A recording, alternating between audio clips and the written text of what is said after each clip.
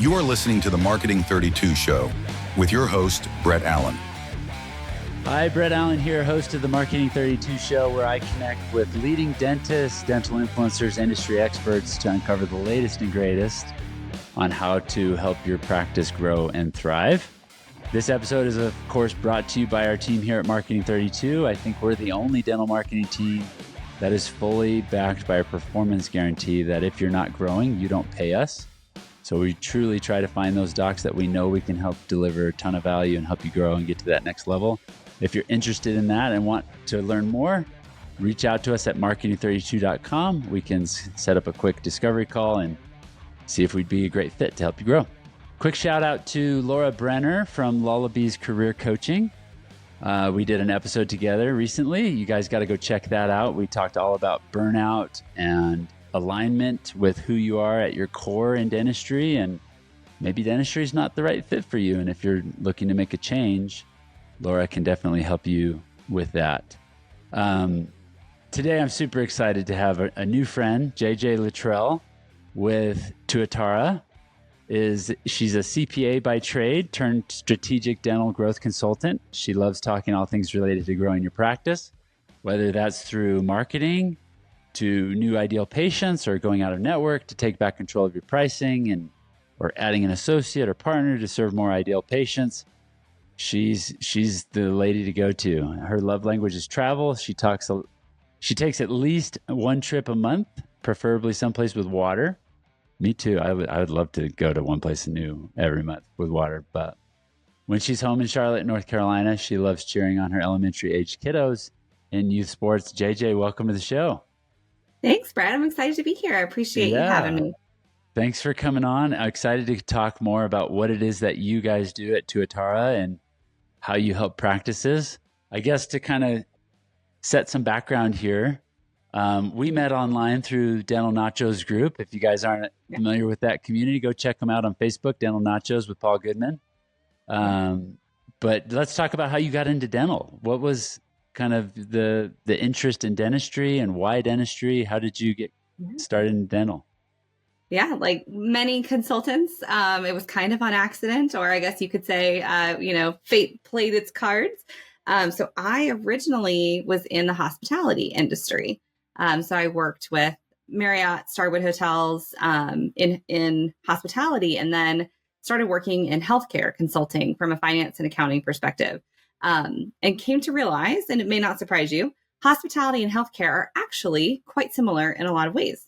So not just if you think about healthcare and if you think about dentistry, if you have a hole in your schedule, you can't refill that hole tomorrow. If 9 a.m. today and column 2 goes empty, you can't refill that tomorrow. And same thing with a hotel room. If room 102 goes empty tonight, you can't refill that space from today tomorrow. So interesting from a capacity perspective, and also just the type of people that are drawn to careers in hospitality and healthcare are typically really fun people to be around. I don't think you can find a better group of folks than what we have been so lucky to have here in the dental industry. So loved the people and had an opportunity to leave the hospitality space and come over into the healthcare consulting. Found a group of consultants that were working with dentists that needed some support, and I was able to jump right in and fell in love immediately. Just again, the people. The accounting isn't, again, too dissimilar from the hospitality industry, but the people are really second to none. So that's what's hooked me and kept me here for quite a few years now. 2017 is when I got into consulting in the dental space. Cool. So you started helping out this group practice, it sounds like. Mm-hmm. And then how Tuatara? What's the impetus there? What was the start there? Yeah. So and tell us more about what you do there. Sure. So that's kind of a fun story, but some folks that I worked with in my original dentistry consulting space went over and started a company where they were supporting dental practices from like an outsourced CFO kind of perspective. And I went on and did some other things in the CFO world. I was with with an international company as a CFO for a few years. And when I was looking to kind of come into how could I really reconnect in the dentistry space, those folks were looking to do something different and really use the background of finance and kind of use that as a foundation to help practices grow. So you can only look at your numbers so many times and look at your supply cost and go, okay, it's out of benchmark. Let's push it down. But you can only cut costs to zero. And cutting costs is not fun. So what's more fun is serving more ideal patients and helping your practice grow. Growth means you can serve your team better. It means that you can serve your interests and your family better with being able to maybe donate to causes that are important to you or create experiences in your life that you want. And so the growth part became more fun and more interesting. And so we really came together with Tuatara and launched that in a focus for supporting the growth of single location, 1 to 2 location private practice, and really bringing some of that energy and that strategic firepower that maybe some of the larger group practices or the emerging DSOs have, and really focusing that on how can private practices continue to compete in a space that has really different competition now than it did maybe 10, 15 years ago. So bringing different resources, you've got to bring different resources when the environment changes. And Tuatara, our name actually is inspired by evolution and how the dental industry is changing, and how you need to bring, again, different resources, different strategies as things change in the marketplace. And so that's what we did with Tuatara, is bring kind of a different feel, a different space to still using finance as a foundation, but focusing on growth as opposed to benchmarks, cutting, those sorts of things. We really focus on growing. Awesome. I love that that's your focus. I just got back from an event called with the Alliance of Independent Dentists in DC. Okay.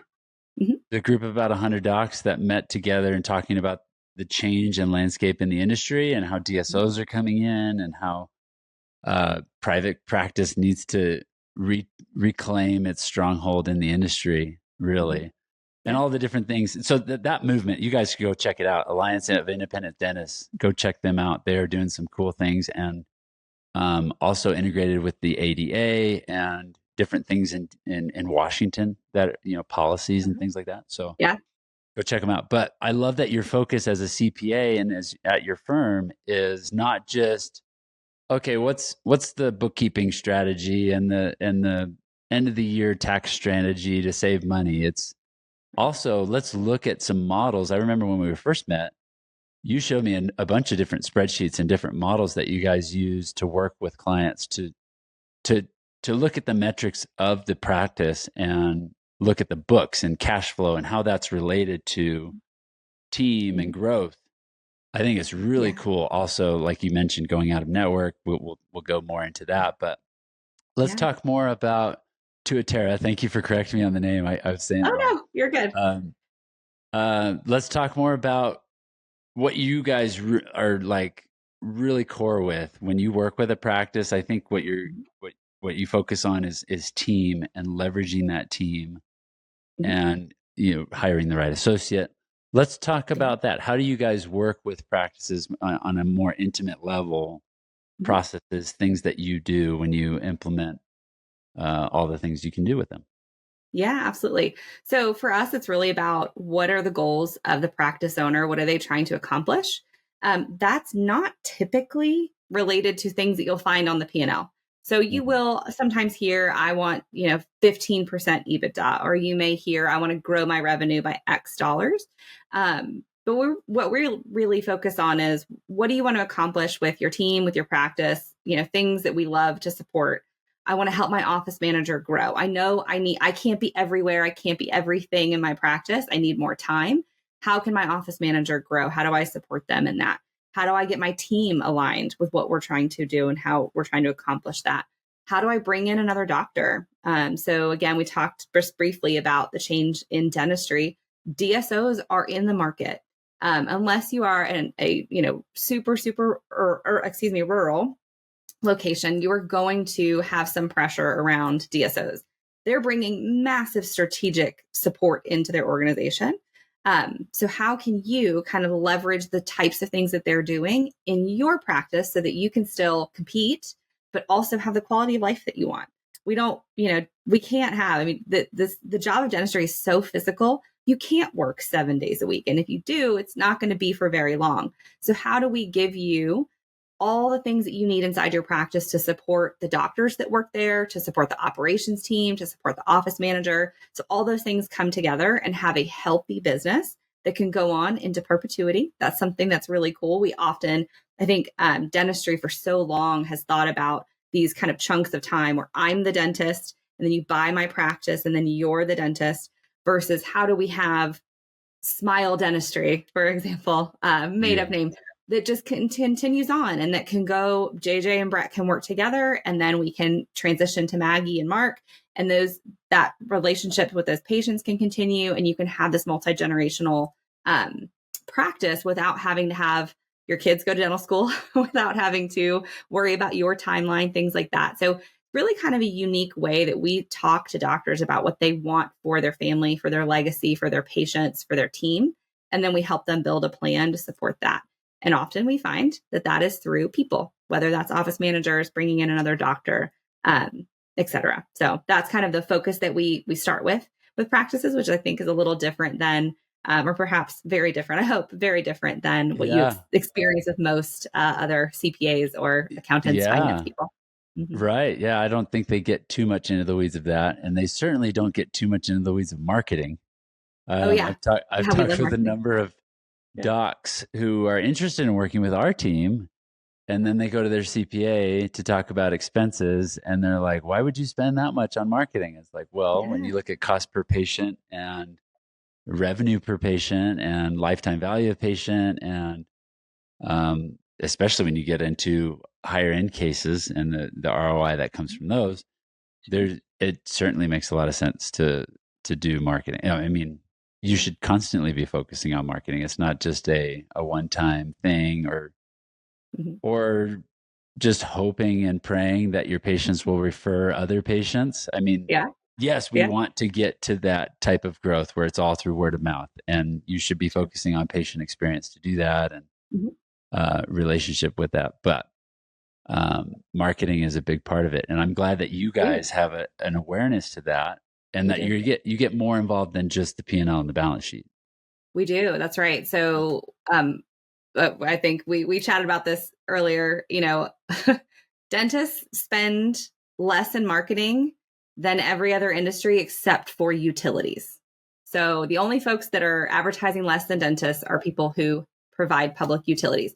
So if you think about that mindset, right, it's a lot to overcome. Yeah, it's a lot to overcome. And so when you sit down with a dentist, and especially from an accounting perspective, dentists love benchmarks, and they want to know, can I afford this, which is appropriate. They don't spend a ton of time. I went to a number of years of business school. They probably got a few courses alongside the dentistry that they were learning, which I'm very glad that they got to focus on dentistry, because they do a great job when they work in our mouths. But they don't have as much experience. So when you don't know something, you want to get information around whether or not it's okay to do this thing. Right. And so we like to work with dentists and talk through, one, if you're worried about a benchmark when it comes to marketing, let's make sure that our numerator is correct, or our denominator is correct. So if you think about marketing as a percentage of revenue, but you're in network with every insurance company, your pricing is really, really, really low, your expense may not be high. Your benchmark is blown because your revenue is too low. So it's not that this is a big number, it's that you're looking at it from kind of the wrong lens. So normalizing for things like being in network can be important. Also for us, it's not a light switch that you can turn on and off. So you can ramp up and down marketing based on what you need in your practice at that time. So we have plenty of practices that they really can't have a lot of additional new patients. They may be maxed out at like 20 new patients a month. They're at capacity in their current space. Maybe they're getting ready to expand and build. We work with a lot of practices who are maybe buying the suite next door, or expanding the building, or converting the office to an operatory. That's a famous one. So if you're in that space, you really can't take on hundreds of new patients a month. That's not the goal. Your team would be fried, and your patient experience would actually be damaged. Yeah. But you can't turn off marketing and wait until that suite is built out or that operatory is equipped to then turn marketing back on and expect the patients to flood in. There has to be kind of this baseline branding experience and just awareness you have in the market all the time. So you can ramp up your ad spend. You can ramp up things at times when you're trying to bring in, let's say, new Invisalign starts, and you go through a marketing campaign to do that. Sure, you'll do that campaign, and then maybe your spend will go down a little bit, but you can't turn it off, because again, like a light switch, you flip that light back on, And it's not going to happen like that. It's going to take time. So really helping doctors understand how their spend is correlating to what their patients are experiencing, and that it can't just be this thing that goes on and off. And oftentimes we found there's just not enough information that the practice can give to the marketing company to identify that ideal patient, what that looks like. So we actually give our doctors metrics to give to the marketing company to say, here's how we're going to measure the idealness of a patient. And then the marketing company now knows who that they can market to. And I think there's a unique thing. We don't sell marketing services. And so I think there's a unique relationship that we can have where we're supposed to be the purse strings people. We're supposed to be the ones that slap your hand and tell you no. When you hear us saying you actually need to invest in marketing, I think it gives a little bit more comfort for the doctors. And I think they're a little bit more, a little less hesitant, I should say, to stop the marketing, turn it off. I think they're really a lot more open to, okay, well, if the finance people are telling me that I can spend this, maybe there's something here, and kind of bringing it back to what's it going to actually do for the practice. So we look at it a different way, but we are huge fans of dental marketing, and it's a different experience. Dental marketing and marketing to patients who have this insurance mechanism that's different than marketing the new cookie company on the corner. Your new coffee shop can use different tactics and techniques and needs different things than a dentist does. So it's a really unique. Dentistry is such an interesting space where it's not hospital healthcare where you're associated with this massive system. It's also not retail. It's this kind of really interesting blend, super relationship focused. So it requires a really special marketing angle. And that's why we are so passionate about marketing being dental specific, so that you can really get what you're looking for from a patient perspective. I'm glad you mentioned that, dental specific. You should definitely work with a dental marketing team versus a generic marketing team, just because of what you just said.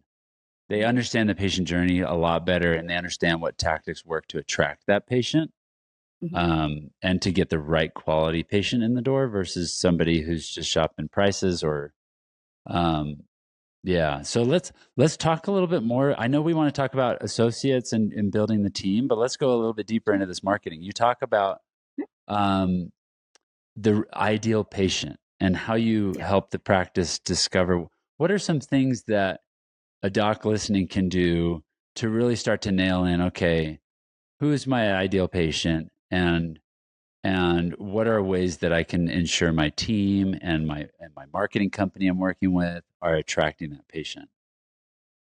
So I will use a really simple tool that we typically start most of our conversations with our doctors on when they're just trying to discover what this is. And I mentioned before, I started in hotels.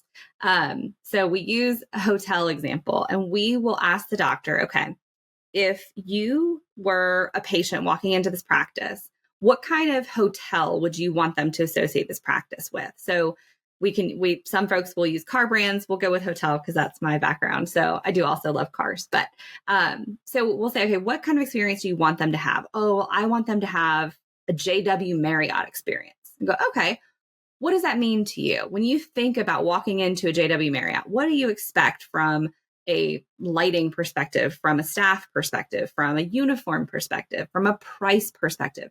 So they start to talk through this, and I go, okay, so, and this is a real example. I had a doctor who wanted a JW Marriott experience.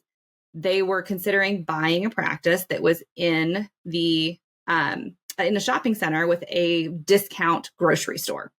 And so I said, okay, can you envision JW Marriott going into this shopping center? Can you imagine paying JW Marriott prices, JW Marriott staff, and having them be in the space? And it was kind of a good connection point of like, okay, if that's the experience you want, then this isn't the location for you. If this is the location for you, then we need to talk about what kind of experience is appropriate for this location. Right. And using that kind of hotel analogy, it makes everything kind of easier. And then it's also, we had a doctor who was building a scratch space, and she was able to go to her architect and say, I want this to be a Hilton brand. So it made everything easier, selecting light fixtures and flooring, and make it like a Hilton. So make it look like a Hilton. So using that kind of analogy, I think would be the place I would start, and understand, is your ideal different than your current state? And that's not bad, but identify that. So if you want this JW Marriott experience, and you currently are maybe a Hampton Inn experience. I stay at Hampton Inns all the time. I love Hampton Inns. I'm a Hilton absolutely. girl. Yeah. So since I worked for Marriott, I wasn't allowed to get Marriott points. So I'm a Hilton point girl. So I stay at Hampton Inns all the time. Love Hampton Inns. But it's a different experience than what I would expect when I go to the Waldorf Astoria, for example, another Hilton brand. So thinking through that, I think, is a really nice place to start and say, okay, if I'm going to create this experience, what kind of patient does that lend itself to? And is that who I'm currently serving, or do I need to make some changes there? So that's how we start the conversation. And then to get really nitty gritty, the two pieces of demographic information we like to have practices give to their marketing company. What is your ideal age range, and what is your ideal household income for that hotel brand or that car brand or what have you? So thinking about your ideal brand position, where you are now, and then you can give that information to marketing, and then we can track it. If you're trying to bring in young families and all the marketing is bringing in somebody that's retired, okay, is your practice built really well for someone who's retired? Or is that retired person going to come in your practice, experience the family atmosphere and go, this isn't for me, and they don't come back? So we tie that back to your operational experience. And we look and say, okay, which one of these things is mismatched? Let's change those levers. If however we want that to work, if we're really attractive to a different demographic, maybe we need to change our operational experience, or maybe we need to change our ideal patient. Being able to kind of move each of those levers together. So I love to start with the hotel brand idea to just kind of get you thinking. Yeah. I think that's a great analogy, and it does help set the frame in your mind of, okay, this is how to approach it. I love also that you bring in market demographics of like, where is this located? Are we next to a discount grocery store? Are we in a really nice high-end neighborhood area where you've got $1 million homes, right? Like there's different things. A patient who's in that $1 million home neighborhood is not going to go all the way into town past 10 other dentists that are nice high-end dental practices to visit your discount grocery store type chain. Not to say that that's a bad type thing. It's just like you said, a different market, a different patient, and probably more of a volume-based practice than a boutique. What's the patient experience like? Anyway, patient experience should always be first and foremost. We should definitely be wowing our patients, because that's how you get the word of mouth when they feel connected to you and your team, and your practice. The ambiance feels nice, right? All of that. But we start working with practices. It feels aligned. Yeah, right. Absolutely. When we start working with practices, like I said in the beginning, we don't work with every practice. Particularly startups, we don't typically work with them. We are more with the established practice that's kind of in momentum and wanting to add more fuel to the fire. That's definitely the route that we go in our discovery process. Is let's talk about your team. Let's talk about your numbers and what your goals are, who that ideal patient is, and then we can kind of come up with a strategy looking at patient to doctor ratio in the market and finding those pockets where there's zip codes and income demographics that make sense to attract that patient. That a lot goes into this, and we could certainly go into the weeds of that, but let's kind of segue a little bit more into how you work with teams on the associate side. We talked beforehand about, helping a doc with their future plans and looking forward, and like, do I want to be in clinical dentistry for my career until I retire? Or do I want to have more freedom in my life and maybe set up my practice more as an asset that's income producing, doesn't involve a ton of my time, and is a better asset when I go to sell? Those are two different types of docs that we're speaking to there. How do you come in and bring the Tuatara approach to find the ideal associate that's going to fit well with the doc and the team and the market, all of that? Yeah. So obviously starting with the ideal patient and looking at the demographics and what can the what can the community that this dentist is serving, what are they looking for? What do they need? We're very careful to not bring additional supply into a market that is already oversaturated. And what I mean by that is Oftentimes you'll see dentists, oh, I need more patients. So let's get in network with another, let's go get a network with another insurance company, or let's open on Fridays and Saturdays, et cetera. And they just continue to bring supply into this market that is maybe saturated, super low price point. Especially a lot of the practices we both work with have a higher end experience, right? So if you bring a really excellent experience at a really low price point into the market and you flood the market with that supply, then yes, you're going to be very busy. You're just not going to be very profitable. And it's not all about profit, but if we are not profitable, we can't pay our teams. We can't do pro bono days. We can't hire people. So that's a really challenging place to be. So that's something we have to kind of get comfortable with first is, are we in a space where our pricing is aligned appropriately with our brand position and what we're offering? Because if a Ritz-Carlton starts offering Best Western prices, it will sell out every day, no problem.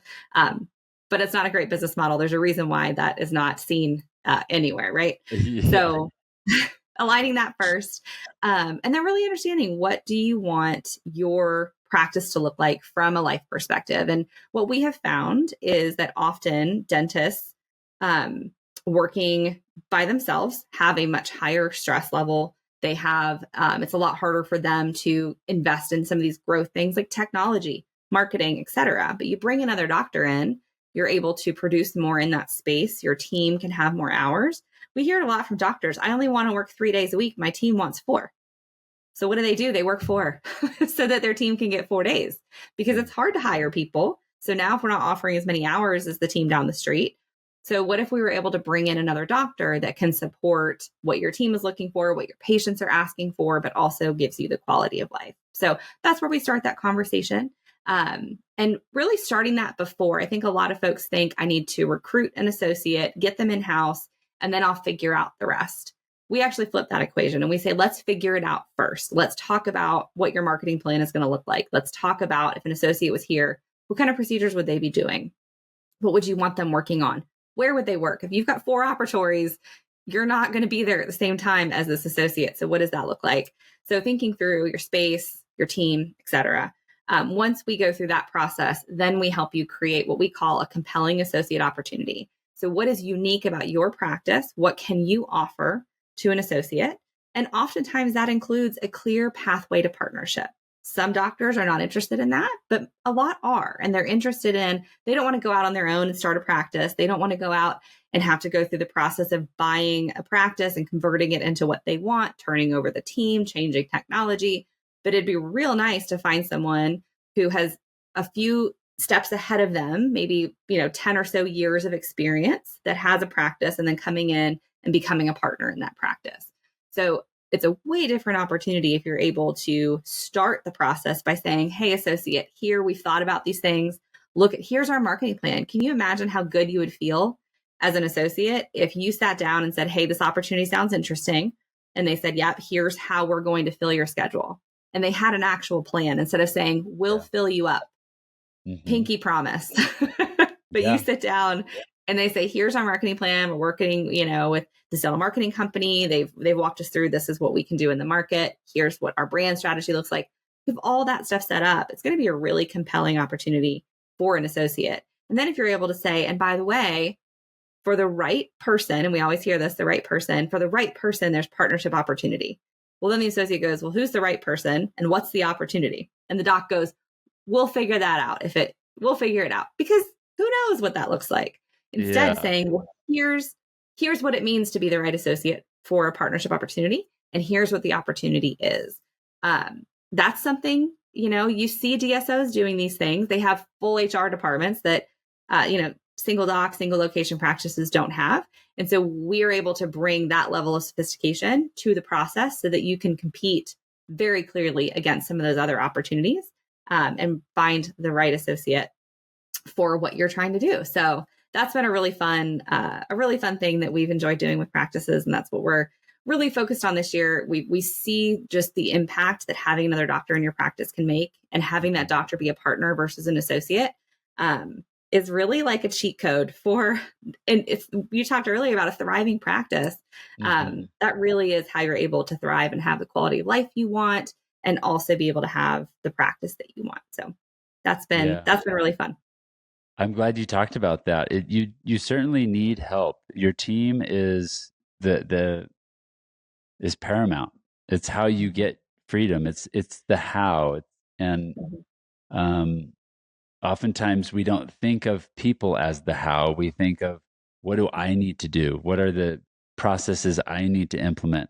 When you equip the team with the right resources and you have the Mhm. right who on board, Mhm. you get the who takes you to the next level, It does. and you That's have a right. lot more freedom. Yeah. It's that entrepreneurial journey that you start to learn that and recognize that. And I know dentists are definitely familiar with that. We have great teams, but there are Yeah. a lot of practices that are wondering, how do I, with the cash flow that I have, Mhm. bring in another doc, or how do I hire that next hygienist, or and that all comes back to marketing. Mhm. Um, and so getting the right flow and increasing the flow to handle the team, Mhm. um, and doing that in the right order. We don't hire the team before we have the flow. Right. That's when you really start to get into tricky cash flow and high Mhm. stress, right? Yes. Sure. Um, and I know your firm has a great way to model that and look at key benchmarks like you were talking about Yeah. for hiring. Mhm. Well, this has been an awesome conversation. I know we're about up for time. Re- I always close with the question, like, what's that one big thing, given your experience, JJ, and the clients you've worked with, the numbers you've seen, the all of that goes into finances and hiring and growth. What's that one thing that if the doc could just have this epiphany today would really make a Mhm. big impact for them and their practice? So you just touched on it, Brett, and it really is. There's a book by this name now. It's Who, Not How. Yep. It's the people. We talk at Tuatara about people powered growth. It's the people in your team. It's the doctors that you associate with. It's the team that you have around you. You can only implement so many strategies. You can only read so many books. You can only have so many ideas. When it comes down to it, it's about the people. It's getting the ideal patient in the door. It's getting them the right marketing message so that they know you're for them. Then delivering on that operational experience, which is your team. All of those things come together is what creates that thriving practice. So I would say it's who, not how. It's the people, not necessarily the processes. Not saying you shouldn't have those are important. But if you find yourself going back again and again to redo scripts and redo processes and all of those things, go back to the who. Do you have the right people in the right seats? Do you have the right support? And who will take you a lot further than how. Yeah, I love that.